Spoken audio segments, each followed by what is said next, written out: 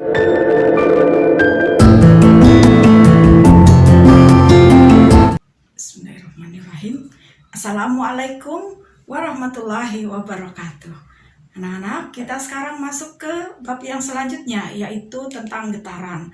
Di sini Ibu akan menjelaskan tentang konsep, besaran-besaran yang terkait dan contoh soal, ya. Kita mulai dulu dari pengertian getaran. Getaran adalah gerak bolak-balik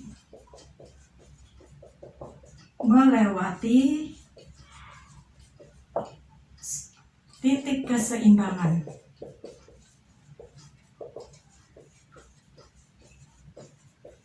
Nah, di sini ada kata gerak bolak-balik, berarti kembali ke tempat asal, ya. Contohnya, misalnya tadi ada gambar bandul.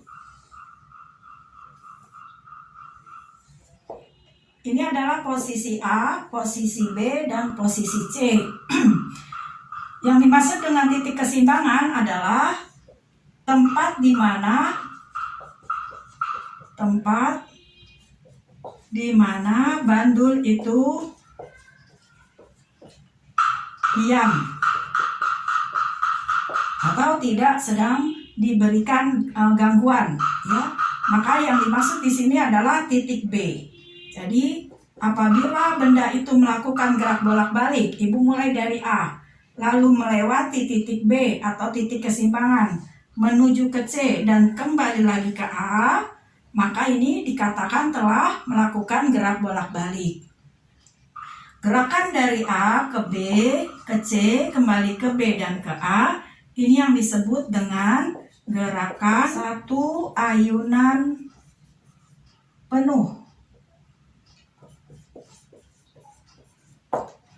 Nah, gerakan satu ayunan penuh di sini melibatkan besaran yang disebut dengan banyaknya ayunan. Satu ayunan penuh melalui beberapa langkah. Ya, kita hitung dari sini 1, 2, 3, 4. Maka untuk satu ayunan penuh memerlukan 4 langkah. Berarti satu langkahnya adalah bernilai 1/4 ayunan.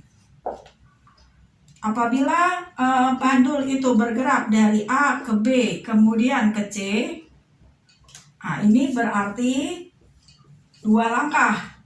2 langkah berarti 2/4 ayunan.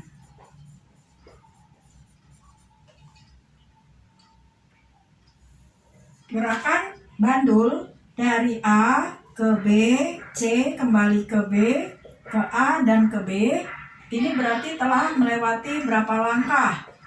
1, 2, 3, dan 4, 5. Nah, berarti ini 5/4 ayunan. Inilah yang kita sebut dengan N. Maka kesimpulannya, satu ayunan berarti telah melewati titik keseimbangan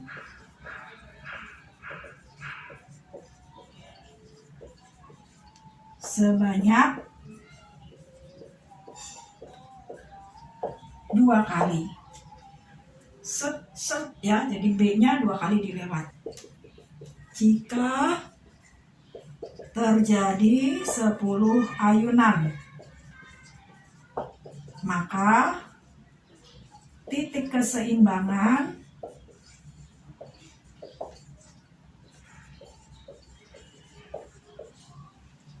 dilewati sebanyak, ya, berapa kali? 10 dikali 2 atau 20 kali dilewati. Pengertian selanjutnya adalah periode. Periode adalah waktu yang diperlukan benda untuk berayun 1 ayunan penuh. Nah, lambangnya adalah T besar. Satuannya adalah detik. Nah, apabila kita kaitkan dengan banyaknya ayunan atau N tadi, maka ada soal banyaknya ayunan. Maka hubungan antara periode dengan ayunan kita bisa nyatakan dengan segitiga, yaitu T kecil sama dengan T besar atau periode dikali banyaknya ayunan. Ya, T kecil adalah waktu yang diperlukan benda untuk berayun tanpa dibatasi untuk 1 ayunan. Sedangkan T besar waktu yang diperlukan untuk 1 ayunan penuh. Diberikan soal sebuah benda berayun sebanyak 20 kali selama 1 menit.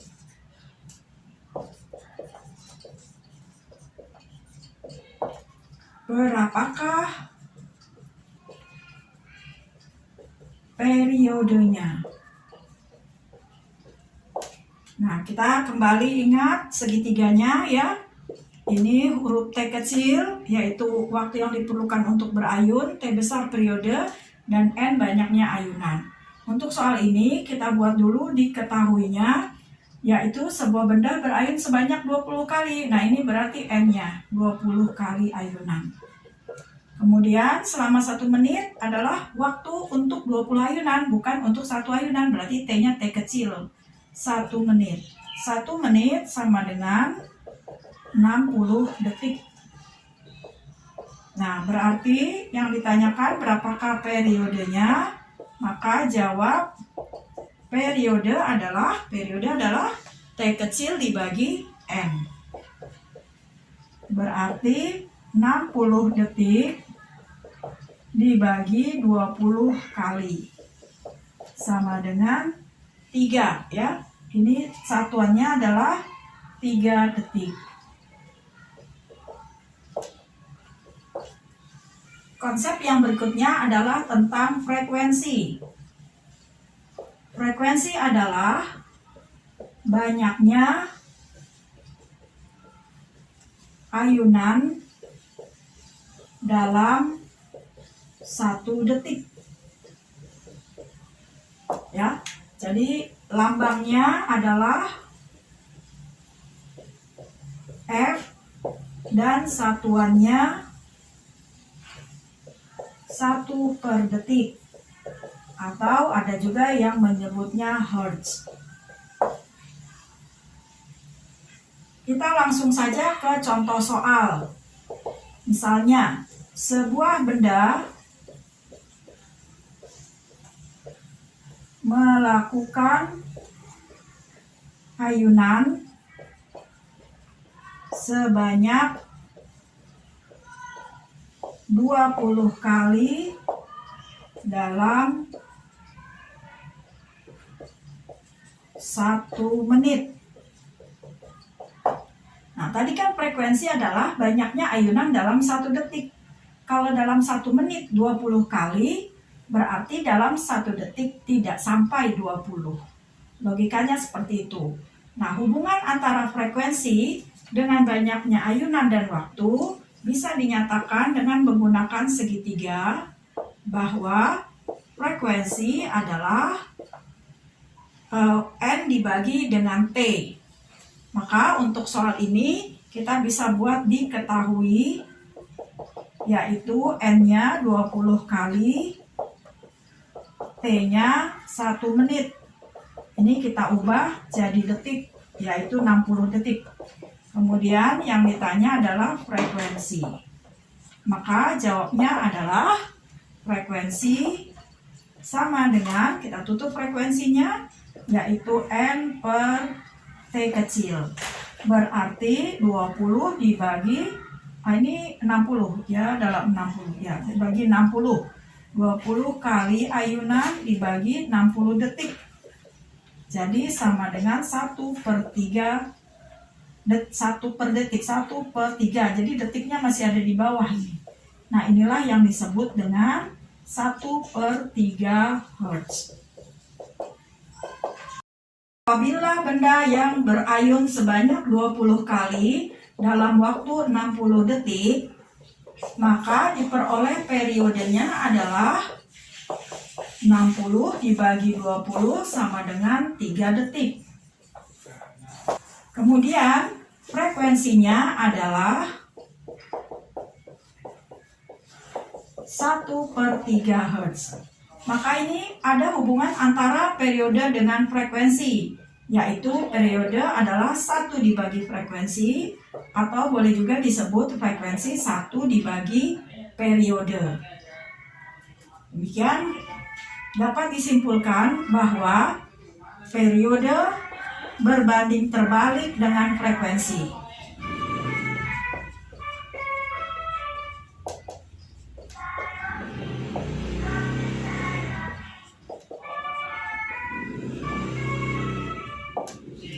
Konsep berikutnya yang akan Ibu jelaskan adalah amplitudo. Amplitudo adalah jarak terjauh sebuah benda dari titik keseimbangannya. Jadi patokannya titik keseimbangan ya. Titik keseimbangan. Ya, dalam hal ini adalah titik B. Gambar ini titik B. Berarti jarak terjauh yang bisa dilewati oleh bandul adalah sampai di C, atau dari B sampai ke A.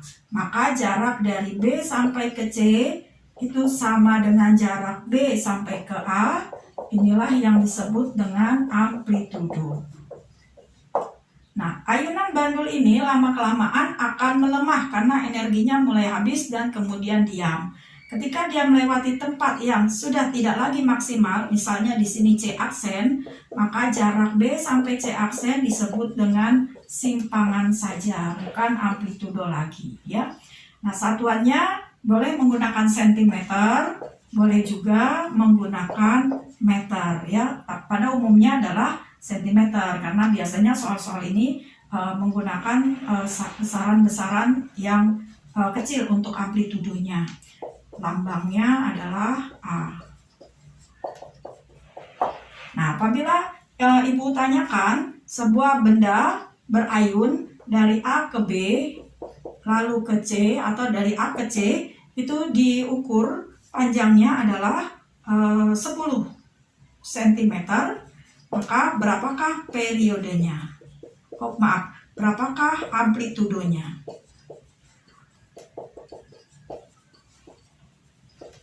Ya, maka jawabnya amplitudonya adalah gerakan dari A sampai ke B, bukan sampai ke C. Maka amplitudonya adalah 10 dibagi 2 sama dengan 5 cm. Walaupun di sini diketahui panjang tali, misalnya 12 cm, lalu dari sini ke sini diketahui tadi 10 cm. Nah, maka yang digunakan adalah 10 cm dibagi 2. Ya, ada juga yang menyatakan bahwa jarak dari sini sampai sini misalnya 10 cm. Nah, ini bukanlah amplitudo ya. Yang amplitudo itu adalah dari A sampai ke B.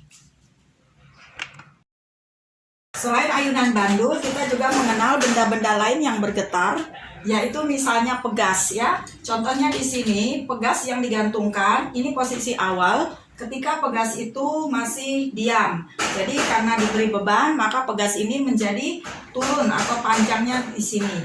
Kemudian benda ini ditarik ke bawah di posisi A misalnya, lalu kemudian dilepaskan, maka pegas akan naik ke posisi B, posisi C, lalu ke B dan kembali ke A.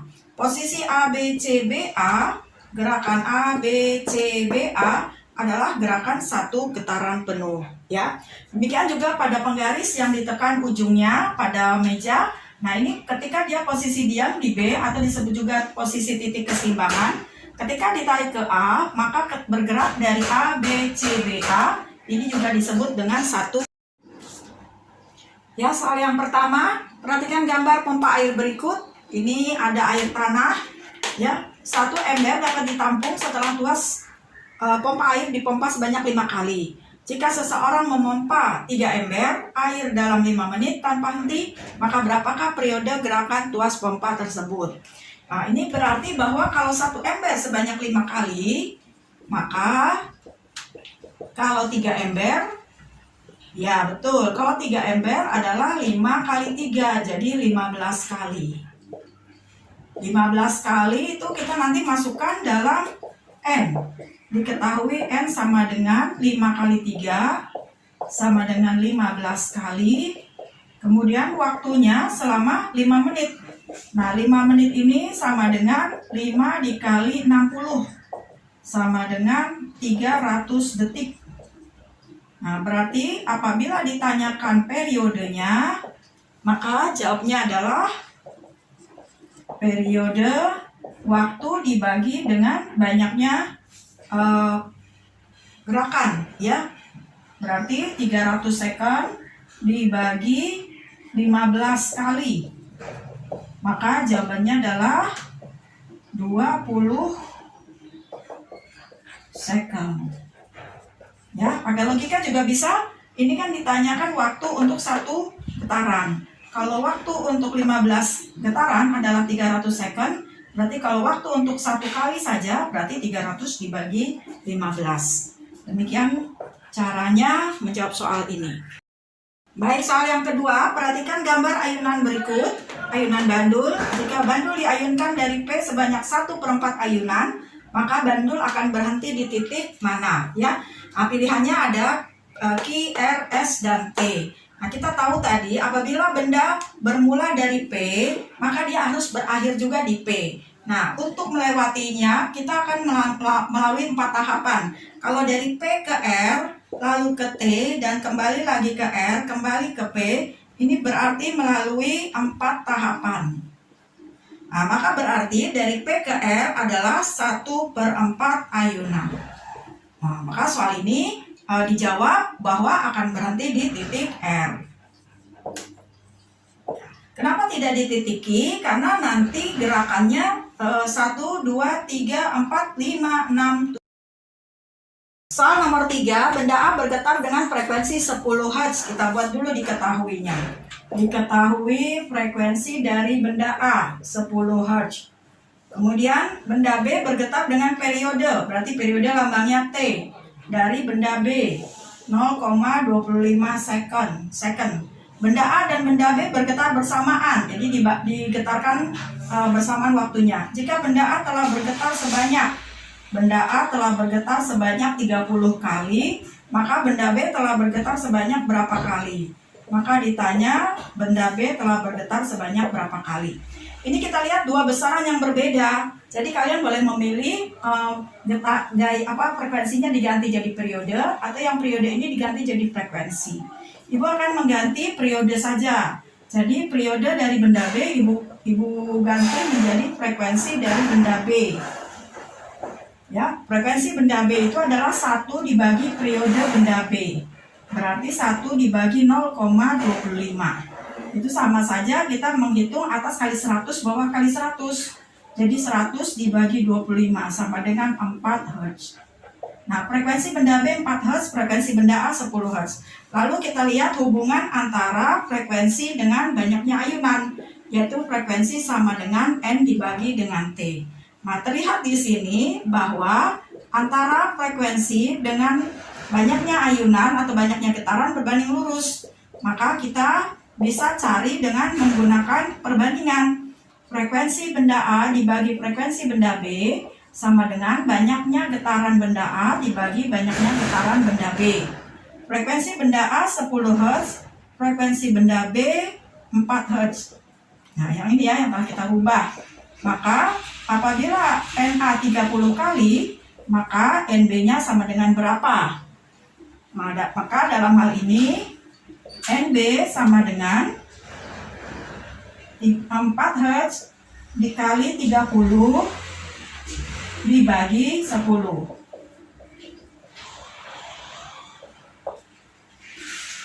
Hasilnya sama dengan 12 kali. Perhatikan gambar bandul berikut. Frekuensi ayunan bandul adalah, ini kita lihat dari posisi pertama ke posisi kedua adalah 1/4 ayunan. Berarti diketahui N sama dengan 1/4 ayunan. Kalau getaran boleh dikatakan 1/4 kali, ini ayunan ya. Jadi waktunya itu 0,2 second. Jadi kenapa pakai T kecil? Karena ini bukan satu ayunan penuh, hanya waktu untuk melaksanakan gerakan dari pertama ke tempat yang kedua, tempat pertama ke tempat kedua. Maka ketika ditanyakan berapakah frekuensi ayunan, maka F sama dengan tanda tanya, lalu jawabnya F sama dengan N per T. Tadi masih ingat ya rumusnya ya? Maka bahwa F sama dengan N per T. Nah, di sini N-nya 1/4 dan T-nya 0,2 second. Maka ini cara penyelesaiannya adalah 1 dibagi 4 dikali 0,2 sama dengan 1/0,8 Hz. Nah, 0,8 Hz bisa kita selesaikan dengan menghitung 1 dibagi 0,8, atas kita kalikan 10, bawah juga kita kalikan 10, maka jawabannya adalah 10/8. Kemudian dikecilkan sama-sama dibagi 2, hasilnya adalah 5/4 atau 1/4. Maka ini hasilnya 1/4 Hz. Ya, soal berikutnya, jika dalam waktu 25 second terjadi 100 getaran, maka kita tuliskan diketahui 25 second itu sebagai T, kemudian 100 getaran sebagai N. Hitunglah periode dan frekuensi. Periode lambangnya T, frekuensi lambangnya F ya.